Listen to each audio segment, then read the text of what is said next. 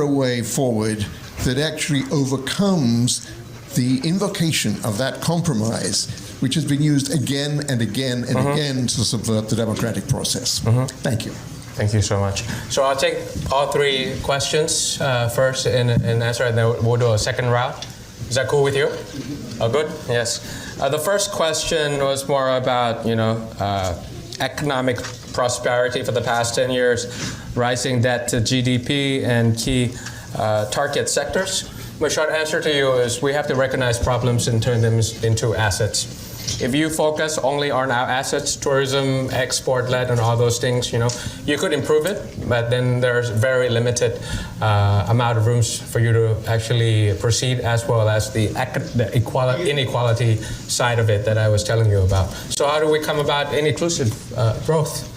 Is turning our liability, national liability, poor water sanitation, lack of internet infrastructure, measuring the map of each land so that you give land justice to the indigenous people.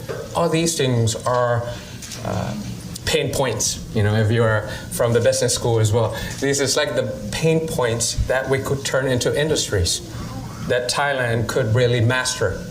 And once you master it in one district, you could expand it through the entire region. And then you can do it nationally.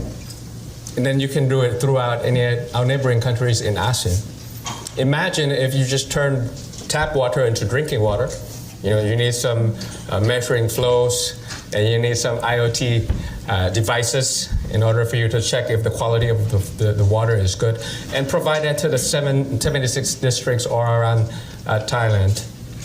What kind of industry is that? It's like changing the environment. It's about giving people the public good that they deserve. EV bus, transportation in Bangkok, as Professor would know, is horrendous. And also the air pollution coming out of it. I was just speaking to another nominee of Time 100 Next, and all they said about Bangkok and Chiang Mai was about the pollution. But if we find a secret sauce that takes care of these problems and turn them into potential. Problem into potential. And that's how you create growth, and also, taking care of it in a commercial side, as well as, something that's good for the people as well. So that would be my answer.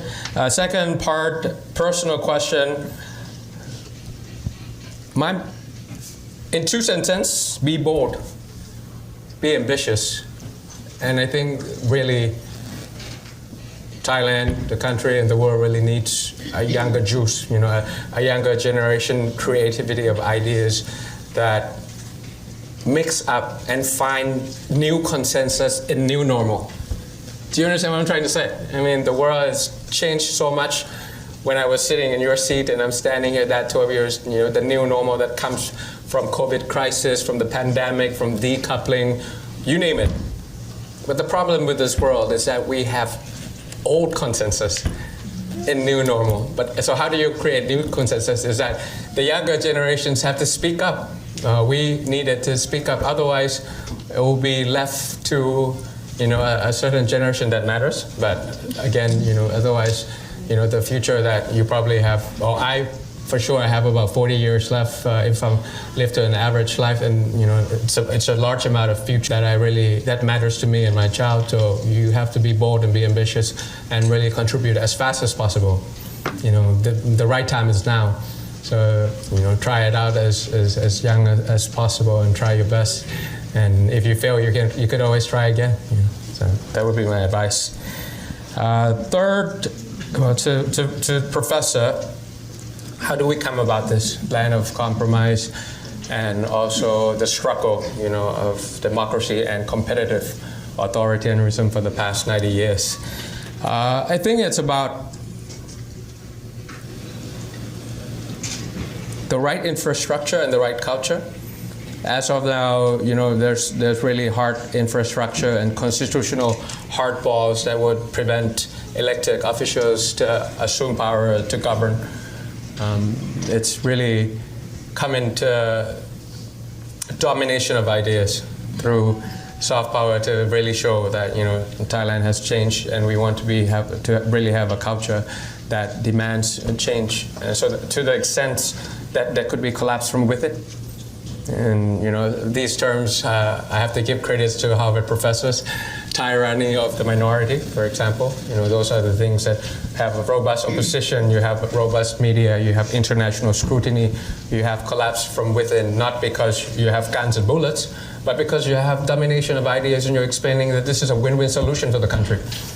It's just not for me, it's not just for you, but it's not even a compromise of principles, but because we have a system that allows conflict, as well as conflict management by itself. Let people speak and let people's choice govern. If I can do it, next time I'm out, people will vote me out. Let the political parties die because nobody chooses them anymore. Not because someone, made some revenue from cooking shows or, trying to come out with a proper campaign finance and disbanding political parties. This is something that takes time. But I think it's sustainable, rather than any other choices that is probably going through people's mind. It's a road less traveled. Be comfortable with the uncomfortable. It's going to take time, but I think the reason why we found the party to bring about change, because I know it's slow, but it's irreversible also. So that's how we're going to go about it. We're going to win more next time. That's what we do.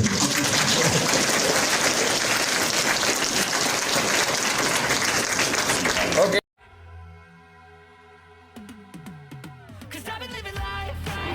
ดูคลิปจบแล้วอย่าลืมกดไลค์กดแชร์กดติดตามกดกระดิ่งให้ด้วยนะครับ